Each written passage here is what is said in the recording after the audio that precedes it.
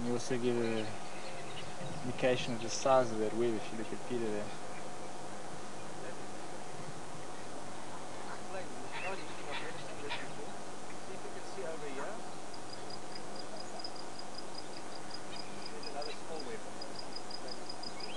Okay, yeah, what Peter's saying there, sorry about the sound problem. What he's saying is just behind the big web there's another little small web that he's pointing out now. So you can see the golden web of the golden horn spider in the background, that beautiful golden color, and then there's like kind of a whitish web and just in the foreground now. Where's the spider? A tiny little spider there.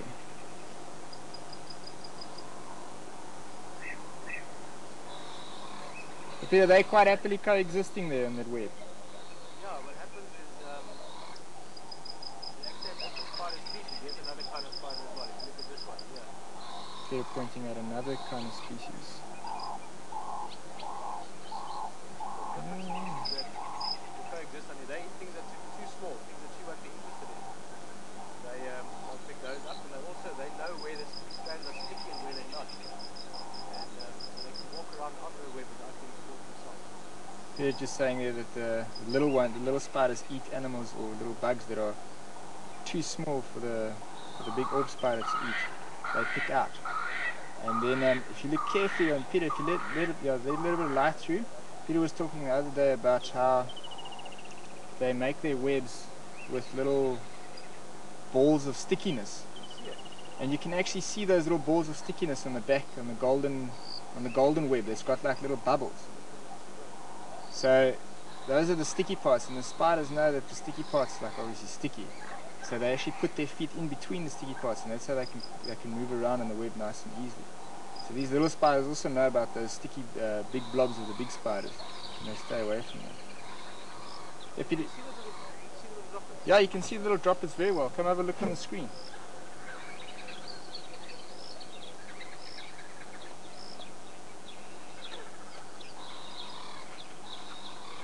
Colors are just so That's pretty, amazing. To be honest with you, I was looking at it up close now, and it's the first time I ever noticed those little globules that James is talking about. Now you can just make it out, huh? Look very carefully. You can see the small droplets on it. It's quite a good, yeah. They're on the left-hand side strain of the golden spider web. You can see them quite good. Now the reason I'd never noticed it before maybe is because I'd never knew exactly how they made this, and I read the other day, I was checking up on it a little bit. It's how they make these webs out of spiral strands. I'll try and explain it to you more just now. James, we'll find another web later on in the afternoon that we can stop really close to and we'll try and get super close up. Beautiful web, huh? How they make those little globules is, I'm going to try and show it to you with this grass. You can imagine if you have, let's clean this off a bit more.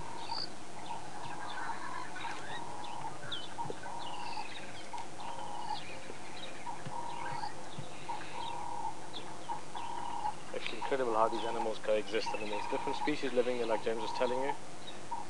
And they've learned over a long period of time that they can live on these webs. So they typically find the same species on lots of orb web spiders. So imagine they're making these separate individual strands of web, and they make it in the spinnerets at the back of the abdomen. This one clean as well.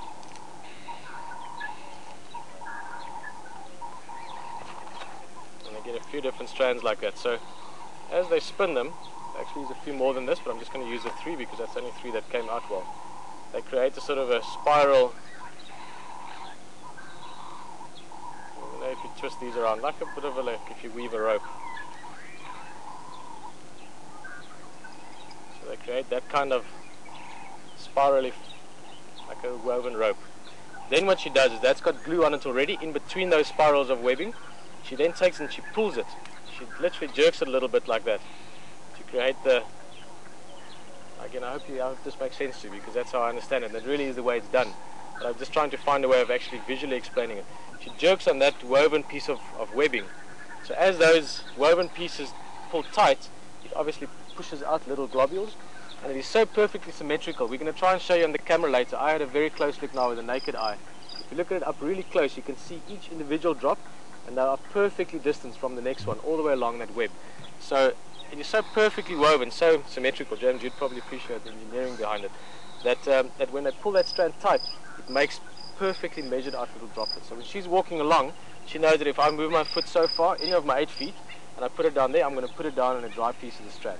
Yet if an insect flies into it, it gets stuck in those little globules. It's Phenomenal. quite mind-blowing. I suppose it's like if you're wringing a towel or something that's wet.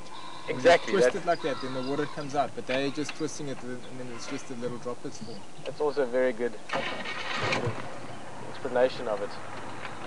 But we're going to try and show you again on another web maybe.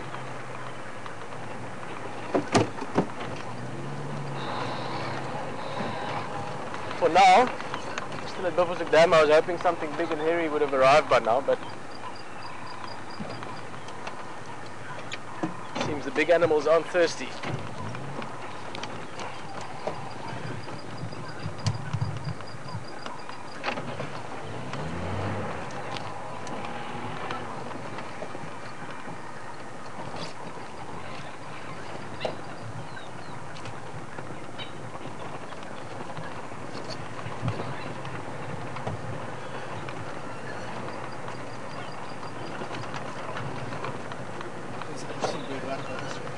Is it? It's like another kind of barbet.